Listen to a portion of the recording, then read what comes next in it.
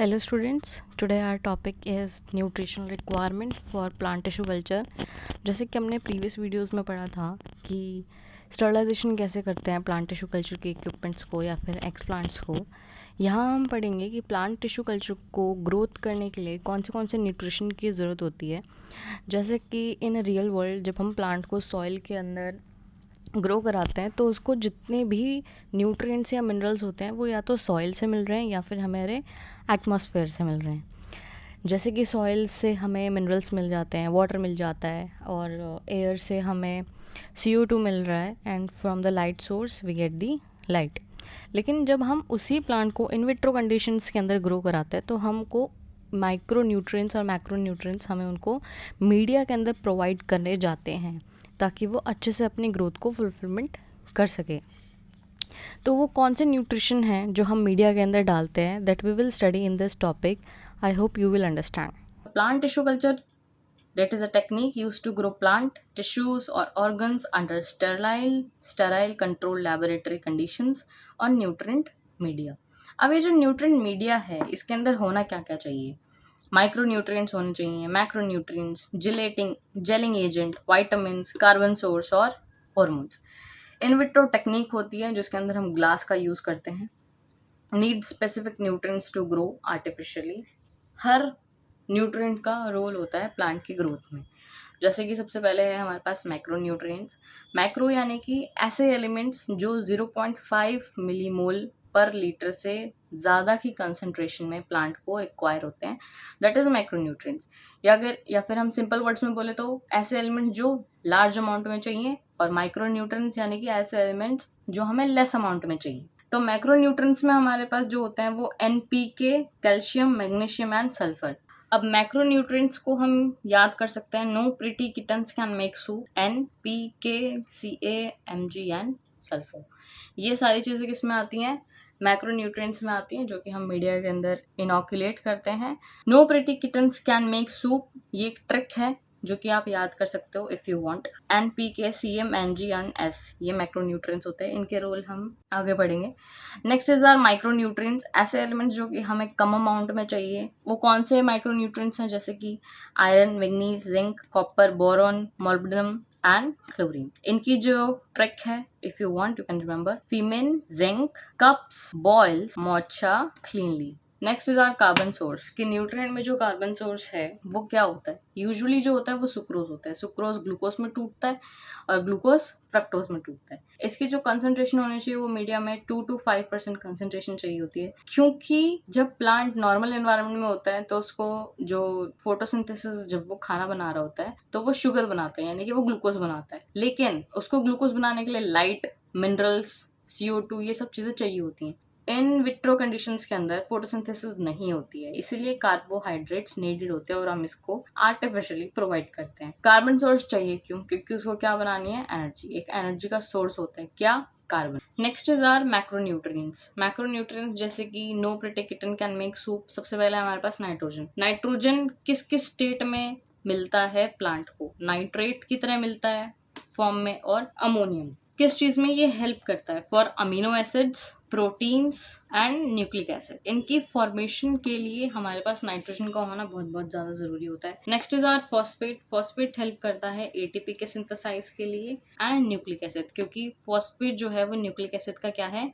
Part. Next is potassium, जो कि हमें हेल्प करता है ऑस्मोटिक बैलेंस बनाने में एंड एंजाइम की एक्टिवेशन के लिए। कैल्शियम किस में हेल्प करता है? सेल वॉल में। सेल वॉल की फॉर्मेशन के लिए कैल्शियम बहुत बहुत ज़्यादा इंपॉर्टेंट होता है। Next is our magnesium. Magnesium एक एंजाइम कोफैक्टर है और क्लोरोफिल के अंदर भी इसका पार्ट है। Chlorophyll and enzyme cofactor. Next is our sulphur. Sulphur proteins और वाइटामिन्स की फॉर्मेशन के लिए होता है। प्रोटीन एंड वाइटामिन, ये इनके रोल है माइक्रोन्यूट्रिएंट्स के। नेक्स्ट इज आर माइक्रोन्यूट्रिएंट्स, जैसे कि Fe है। Fe क्लोरोफिल सिंथेसिस में हेल्प करता है और EDTA कॉम्प्लेक्स को सप्लाई होता है। मैग्नीज फोटोसिंथेसिस में होता है। कॉपर ऑक्सीडेशन और रिडक्शन की जो रिएक्शंस होती हैं इनमें यूज होता है। बोरोन भी सेल वॉल, कैल्शियम की तरह सेल वॉल की सिंथेसाइज के लिए होता है। मोलिब्डेनम नाइट्रोजन को मेटाबोलाइज करने के लिए यूज होता है। Next is our vitamins. Vitamins में हमारे पास थायमिन, निकोटिनिक, पायरिडॉक्सिन और मायो इनोसिटॉल, थायमिन यानी कि B1, nicotinic B3, pyridoxine B6 और मायो इनोसिटॉल। जो थायमिन होता है वो एंजाइम को फैक्टर होता है और मायो इनोसिटॉल जो होता है वो सेल की ग्रोथ को हेल्प करता है। Next is our hormones. Hormones क्या करते हैं, ग्रोथ को रेगुलेट करते हैं कि किस पॉइंट पे कौन सा पार्ट ग्रो होना चाहिए प्लांट के अंदर, that is growth regulators. Hormones का मॉर्फोजेनेसिस में भी बहुत बड़ा रोल होता है। हॉर्मोन्स अगर हम बात करते हैं प्लांट टिश्यू कल्चर के अंदर, दो hormones are very very important, that is auxin and cytokinin. Auxin जो है रूटिंग के लिए हेल्प कर रहा होता है और साइटोकाइनिन जो होता है वो शूटिंग के लिए। We can remember cytokinins by the like C is the sound word of S, so cytokinin is for shooting, that's how we can.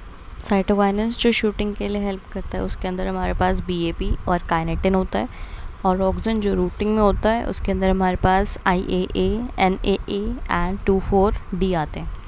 अब ऑक्सिन और साइटोकाइनिन के अंदर बैलेंस होना बहुत ज़्यादा ज़रूरी होता है मीडिया के अंदर। अगर हम ऑक्सिन को हाई रखते हैं कंसंट्रेशन के अंदर और साइटोकाइनिन की कंसंट्रेशन कम रखते हैं तो क्या होगा, रूटिंग होगा, रूट्स का फॉर्मेशन होगा। अगर हम लो ऑक्सिन का कंसंट्रेशन रखते हैं और हाई साइटोकाइनिन रखते हैं तो शूट फॉर्मेशन होगा। और अगर हम दोनों की कंसंट्रेशन को बैलेंस करके चलते हैं तो हमारे पास कैलस का फॉर्मेशन होता है। जैसे कि ऑक्सिन जो होता है वो रूट फॉर्मेशन में होता है, कैलस का इंडिकेशन करता है।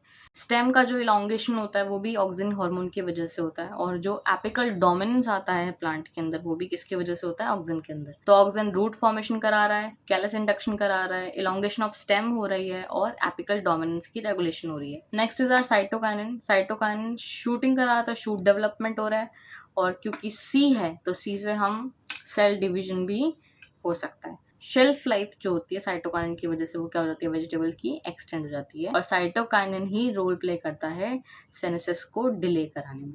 Next is our gelling agent. कि जेलिंग एजेंट की हम मीडिया बना रहे हैं तो उसका सॉलिडिफाई होना बहुत ज़्यादा ज़रूरी होता है, क्योंकि हर टाइप का कल्चर एक्सपेंशन या फिर लिक्विड मीडिया के अंदर ग्रो नहीं करता। तो जितने भी मोस्टली आकार होते हैं वो सॉलिडिफाई करते हैं मीडिया, जिसकी कंसंट्रेशन कितनी होनी थी, 0.8 to 1%। अगर हम इसकी कंसंट्रेशन को इंक्रीज कर देते हैं तो मीडिया के अंदर फॉर्मनेस आ जाती है, यानी कि वो ब्रेक होना शुरू हो जाता है।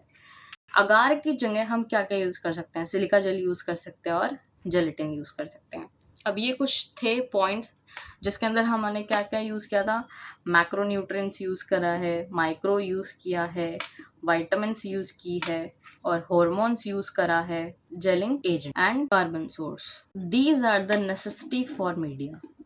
इसके अलावा एक और होता है दैट इज़ वाटर, कि हम डिस्टिल वाटर का यूज़ करते हैं मीडिया के अंदर। नाउ व्हाट हैपन्स, ये होता कैसे है, हमारे पास एक वेसल है, ये वेसल एक रूम के अंदर है, that is laminar air flow. अगर हम मान लेते हैं कि ये है लैमिनार एयर फ्लो, इसमें जो कंडीशंस दे रखी है वो हमने क्या दे रखी है, स्टेराइल, जैसे कि टेम्परेचर, पीएच, ये सब क्या है, कंट्रोल्ड इन्वायरमेंट में है। हमने वेसल के अंदर एक मीडिया डाला है जिसको हम बोलते हैं एमएस मीडिया, जो कि बहुत पॉपुलरली नोन होता है, या फिर हम इसको बोल सकते हैं commonly used media which we used is MS media, जो कि अगार बेस्ड है। मीडिया को सॉलिडिफाई होने देते हैं और एक्सप्लांट को इसके अंदर डालते हैं। मीडिया के अंदर हमारे पास क्या क्या है, न्यूट्रिएंट्स हैं, वाटर है और हॉर्मोन्स है।